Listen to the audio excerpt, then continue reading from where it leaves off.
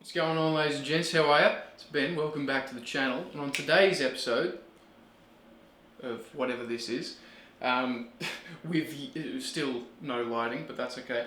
We're going to talk about Andy Timmons. Andy Timmons, I feel, is not underrated. I don't want to say that he's underrated, but he's a guitar player that I feel doesn't get the mentions that he deserves, if that makes sense.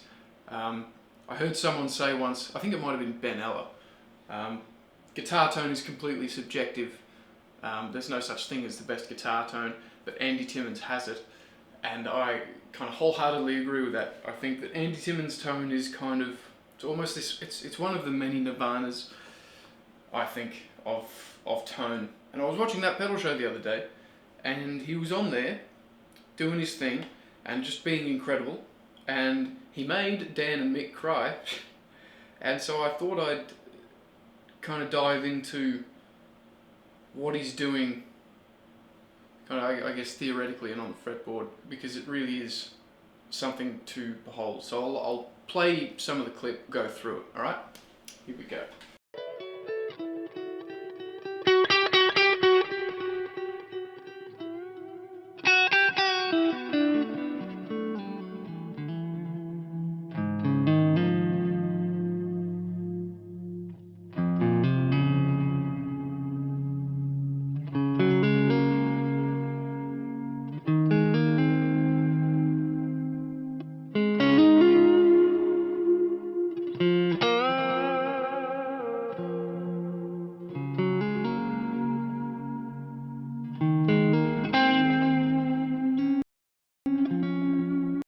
Alright, so let's just start with that, first of all.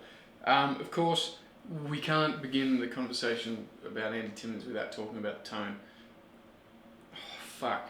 Like, it's truly like, music has this incredible ability to kind of transcend you beyond whatever this is, right? And I feel like a really amazing electric guitar tone has that power. And I think that's exactly what's happening here, is it's a combination of the tone but also the note choice. So basically what's happening is we're in the key of D flat. We're in the key of D flat, and he's playing a 1-6-4-5. He's playing around that kind of idea, at least. It's the way he plays it, right? So he starts with this little kind of approach.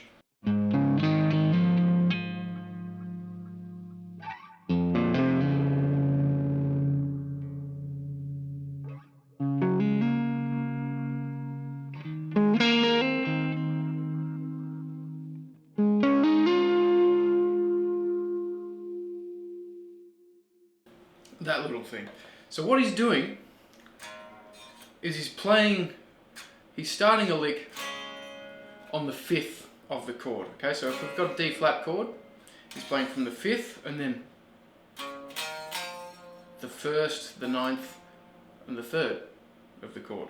So in this case we've got that A flat, then D flat to E flat to F.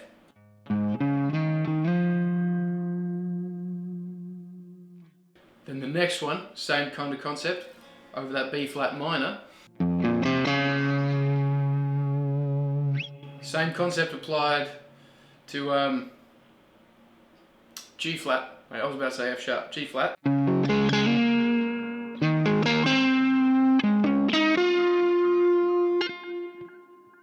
Same kind of thing. And it's a really great way, because this chord progression, it's a 1-6-4-5. It's like, Jesus, how much more common could you get? But it's a combination of so many things. It's the tone, it's the way he's playing the notes, it's the breath between the notes. You know, it's so many things. It's just beautiful. And by the way, I apologize for my tone, because it comes nowhere near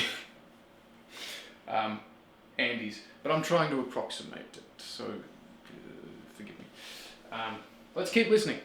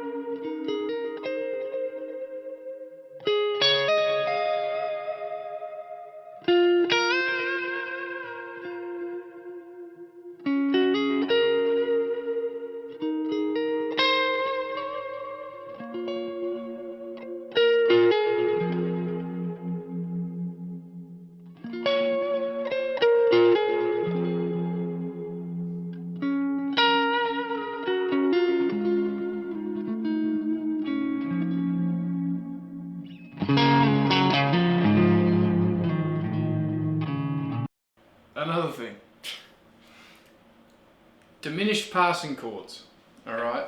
They are one of my hacks to making myself sound like I know what I'm doing when I actually don't. And he implores them perfectly here because, okay, we start with the motif.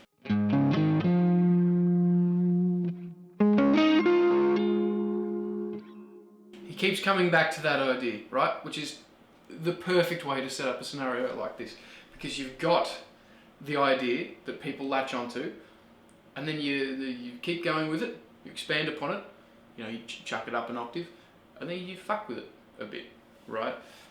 Which is downplaying massively precisely what he's doing here.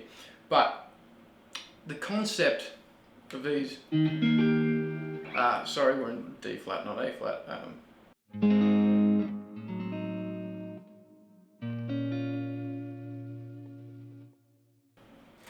The most kind of common diminished passing chord I'll use is from the 5 to the 6 in the key, right? Again, if we're in a major key, 5 is a dominant chord, 6 is a minor chord. So, what is a diminished passing chord?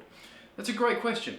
If we've got chord A and chord B that are a tone apart, guess what you can do in that semitone in between? You can throw a diminished chord, right? A full diminished chord, starting from that root note, and then ascend to that secondary chord, and it works every time. Okay, you can do it. You can do it anywhere, right? So if I'm going from the 1 to the 2 minor,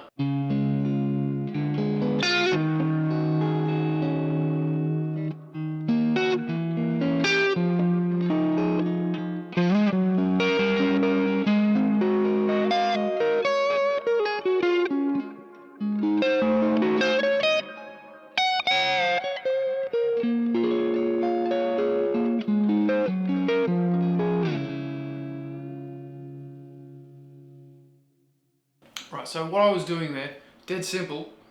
You play a chord, the next chord in the key is a tone away. What do we do between there? Minor chord, diminished chord. It's, again, I feel like I'm oversimplifying exactly what's going on here, because what is going on here is beautiful, but I just felt the need to talk about it, you know? Because it was just spectacular. But he's also doing like inversions of, right? And he's got that melody in the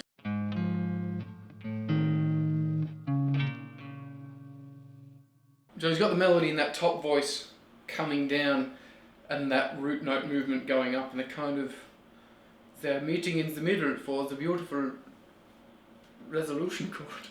I don't know why I turned into Richter Fent from Zombies. I've been playing a heap of custom zombies lately, so that's probably why.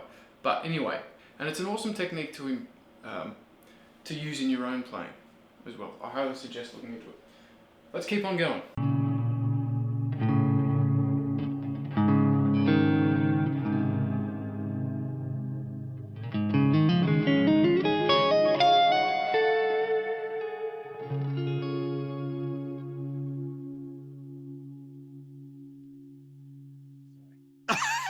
Well, so, dude, oh man, we lost one. We lost one. Hey, buddy. So it's the tuning. Every time he's like, I wish he would have tuned that B string. It's just a little. It's extraordinary. Hey, we might have to have a pause. And pause they do. So, again, bringing back that motif.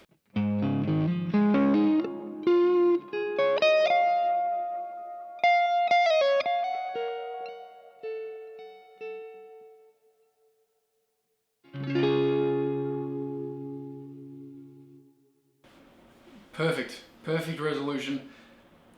He ends on the minor 4, leading back to the 1 major, which is just,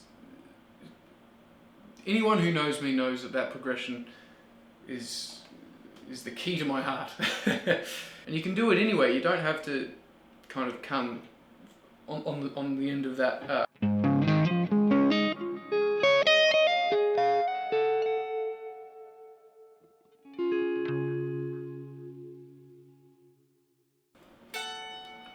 So he ends it up there in that kind of.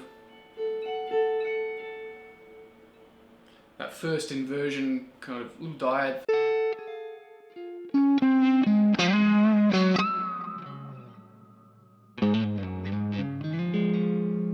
You know, you can play it in your little kind of Eric Johnson-y style, like spread triad.